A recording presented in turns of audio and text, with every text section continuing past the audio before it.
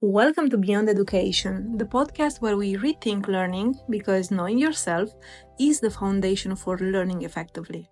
I'm Monica, and today we're going beyond traditional learning goals because, as much as we love structure, rigid objectives might actually be holding us back from learning in a way that lasts. Let's go back for a moment.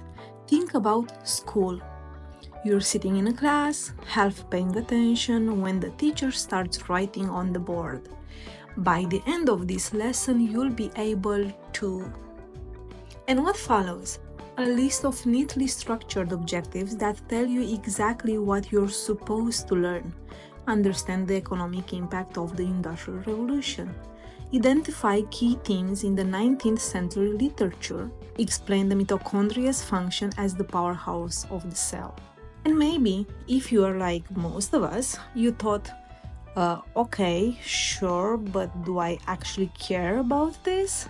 Will I even remember it tomorrow? The problem isn't the idea of having goals. It's that this type of goals assume learning is a straight road. That we can predict exactly what we'll take away from an experience before we even begin. But real thinking, it doesn't work that way. Think about the last time you got truly excited about learning something. Maybe you started out searching for a quick answer to a question and suddenly, an hour later, you were deep in a completely different topic. Or maybe you started learning a language just to get by on vacation. And before you knew it, you were fascinated by the culture and the history behind it. That's how learning actually happens.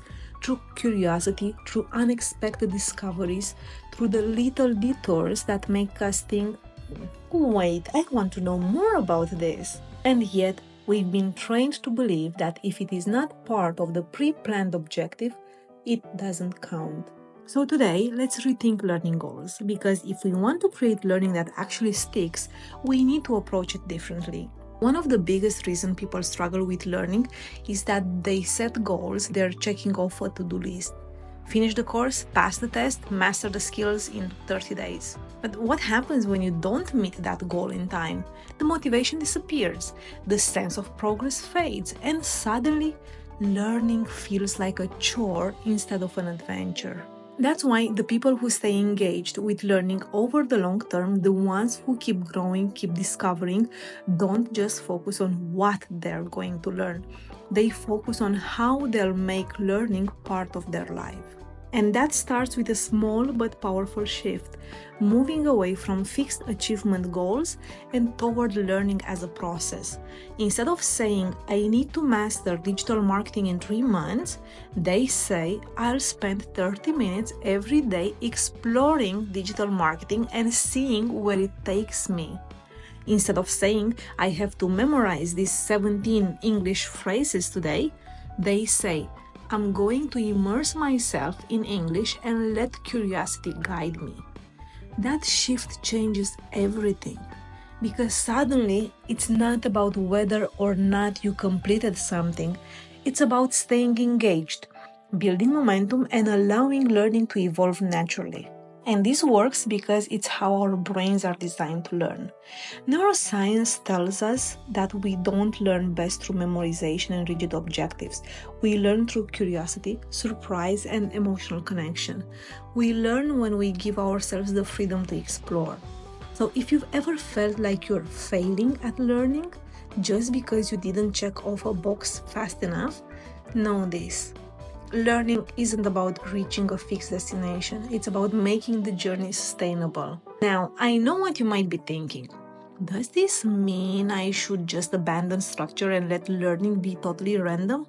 Not at all. Structure is helpful, but it should support your learning, not limit it. This is why the best learners, the ones who don't just start strong but actually stay engaged over time, approach learning in a way that's flexible, personal, and built into their life. Some days that might mean reading deeply. Other days, it might mean listening to a podcast while going for a walk. Some days you're energized and ready to take on a full lesson. Other days, you just have the brain power for a 5-minute video, and that's okay. Learning doesn't have to be all or nothing. The more flexible it is, the easier it is to keep going. And here's another piece that makes a huge difference. Learning is not meant to be a solo journey. Think about the times you've struggled. Think about the times you've truly grasped something. Was it from just reading about it? Or was it when you had a conversation, explained it to someone else, or really applied it in real life? We remember what we engage with, what we share, discuss, or experience firsthand. So if you want learning to stick, find ways to bring it into real conversations. Teach it to someone else, reflect on it, ask questions, make it part of your world. That's what makes knowledge yours, not just something you memorize, but something you actually understand. So, what's your learning journey? Right now, think about something you're learning. Maybe it's a skill for work, maybe it's a language, maybe it's something you're exploring out of curiosity. Whatever it is, here is my challenge for you. Let go of the rigid checklist. Let go of the pressure to master it by a certain time. Instead, ask yourself, how can I make this something I engage with regularly? How can I stay open to surprises along the way? How can I make this a part of my life instead of just something to complete? Because learning that lasts isn't about how fast you check off objectives. It's about keeping the door open to discovery. That's it for today's episode of Beyond Education. If this shifted your perspective, share it with someone who might need to hear it too.